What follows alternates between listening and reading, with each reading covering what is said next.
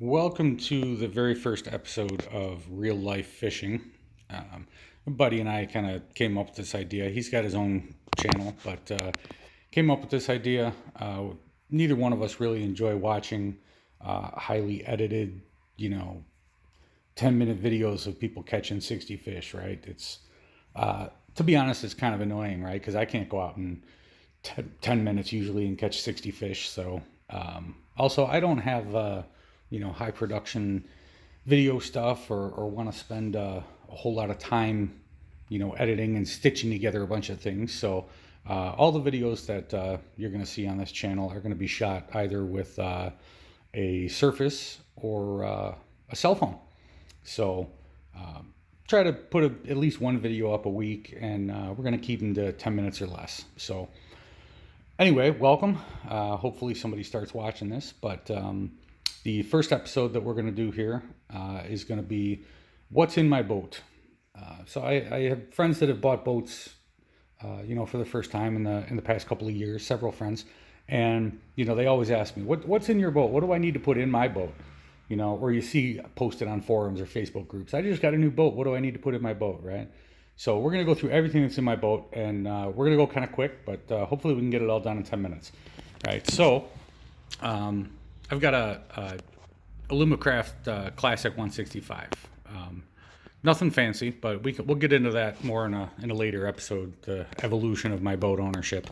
But so what we're looking at here is lure storage. So if it's got gills, we fish for it pretty much. So this side is all musky baits. So get a good look at those.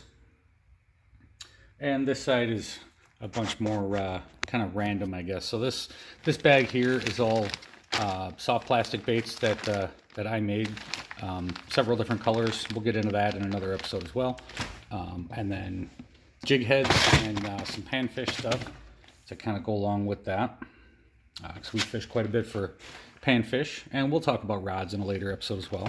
And then these Plano boxes, I love these Plano boxes. But so this one is it's for punching. So the top one's got some big chunk baits and stuff in it, and then the bottom section just has some weight and some skirts and whatnot. So next up is a Senko box. Same type of box, right? Just got a bunch of Senkos in the top, and then the bottom's got some more Senkos and some hooks. I like to keep the hooks for the different types of baits that I'm going to use in the same box as the baits, so I'm going to take out fewer boxes when I'm fishing. Here's some jerk baits and crankbaits, some Vision 110s, and some other random stuff. Next up is a frog box. All of them, I think, except this one maybe, are and this one. The rest of those are all Mega Bass. I like those. They work pretty well. Another small little kind of panfish type box, and some jigs and some other little nonsense plastics that I bought. Haven't used that box in a while, but it's in here. Next up is some weights and bobbers and swivels and random kind of terminal tackle hardware. Next is some spoons for lake trout and some rubber crayfish, or plastic crayfish.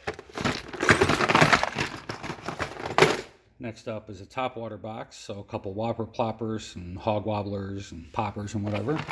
And then last box on this side is crankbaits. And then this enclosure, you can see it's actually polycarbonate. That enclosure there, I can walk on that. It locks. You can see it's not original to the boat. That was added. So that's made by Just In Case in Minnesota. He makes the musky storage boxes. So all of these dividers that are in here, these all come out, right? So I just pulled them out of this side and stored those Plano boxes in there. If we go hardcore muskie fishing, I'll take those Plano boxes out and, you know, put some of those dividers back in to hang more baits. But this is the stuff that gets carried on the boat every day. So that's a live well. We don't need to look in there. You guys all know what a live well looks like. Let's see what's in this side. I haven't even gone through my boat in a while, so I'm not sure. We've got a trolling motor battery. Looks like a box of spinner baits and the foot pedal for my Altera. Next up, that's connected to the live well. It's a little bait box for minnows and what have you. This side over here, I've got a EVA foam pad for kneeling on. Several more of those double level worm boxes. One of those is set up for drop shot. There's another one full of Senkos. There's a Ned rig box under there. Got some of these dock lines. Got these on Amazon, I believe, but you should pick these up. These are great. They stretch, so you connect it to your cleat, and then connect it to the dock, and they hold your boat up on the dock, but give it a little bit of flexibility so you're not going to tear off your cleats. There's some spare fuses in here in case I blow a fuse while I'm out. Some bug spray, some dock line rope for make launching and retrieving a little bit easier, and then a random box full of stuff. Reel repair kit, line, bobbers, all kinds of stuff, bags of plastics, and that's just tucked up underneath there. So that's what's in there. And next we'll go back to this rod locker back here, and we'll take a look. And there's my charger. Boat's plugged in now, and whole pile of rods. You see they've got rod socks on them. Those are very, very useful. I didn't have those in previous boats, and rod socks definitely help. Stuff doesn't get tangled up. They're great. You should get some. They're not very expensive. I think I got those at Tackle Warehouse. Maybe they're probably $4 or $5 a piece, something like that. Different sizes, available for spinning and casting. But so there's my battery.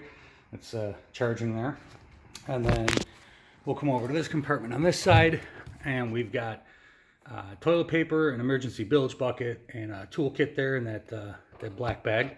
And then it's also a first aid kit, right? You need to make sure you have one of those. And then that orange rib thing, that's a collapsible bucket I got at the local farm supply place. I use that as an emergency bathroom. This compartment over here, so we've got a glove for handling muskies and northerns and whatever, you know, extra slimy or toothy fish. Yeti dry bag. So this is actually really, really nice. These Velcro shut, and then they're magnetically sealed, but they are completely dry, and they do float unless you fill it with lead or bricks or something. Highly recommend getting one of those. Keep your boat registration in there, your truck keys, small electronics, things like that. Charging cords, throw your cell phone in there when you get on the boat if you're not using that all the time. Let's see, what else do we got? We've got, a couple of these Thermacell patio deals. These work really well if it's not very windy. Put one up on the bow and one at the stern. Keep the mosquitoes away. Here's a refill kit for those. We've got the rear boat light there, and we've got an oar. We've got headlight, actually neck light, but this is a snap-on that my buddy got me. He's a mechanic. Works great. Some sunglasses. Got a couple pairs of sunglasses in here. These are Oakley split shots. We'll talk about those more in another episode. But some sun spray, a spare trolling motor prop, a bottle of Excedrin, some canned koozies, a scale, and that's about all that's in here. A wrench for changing the trolling motor prop if I need, which I don't anymore. We'll cover that later as well. when we get to trolling motor episode. But so yeah, I apologize if I'm not the best cameraman, but like I said, this is real life fishing, not you know, me with a $10,000 camera and an unlimited video editing budget. So hopefully it's informative, and you guys are able to look past the shoddy camera work. And real quick, this is another just in case box. I know we're at the 10-minute mark here, but open this guy up. So this side is full of more musky baits, and a big Plano box there with even some more musky baits that were a little too big to stand up in here. And then the other side of this box has more Plano boxes and gloves and soft plastics and things like that for fishing. And then we've got some tool holders, right? So these are very, very important. Everybody, you know, what do I need to have on my boat? Oh, you need a first aid kit, you need an anchor, you need life raft or life jackets, right? Nobody talks about tools. So you get on somebody's boat, they just bought the boat. Hey, I got a fish. Where's your pliers? Oh, I don't have any. Oh, where's your scissors? I don't have any. Where's your hook file for keeping your hook sharp? Oh, I don't have one, right? So that's some stuff that you wanna make sure that you get and keep on your boat. Other things, you know, I mean, you see a lure laying there, and you know, I got a pair of scissors up here. One other thing you really want to have on the boat if you're fishing for toothy stuff is some hook cutters, right? You get a 5/0 or 6/0 hook stuck in your hand, you want to, you know, get that out of there as quick as you can. So some hook cutters, those are also good for the fish. And then we've got a couple of graphs here and a graph up front, and we'll go into more detail on those in a future episode as well. But there you go. There's a quick, sorry, it's going to be about 12 minutes, but there you go. That's what's in my boat.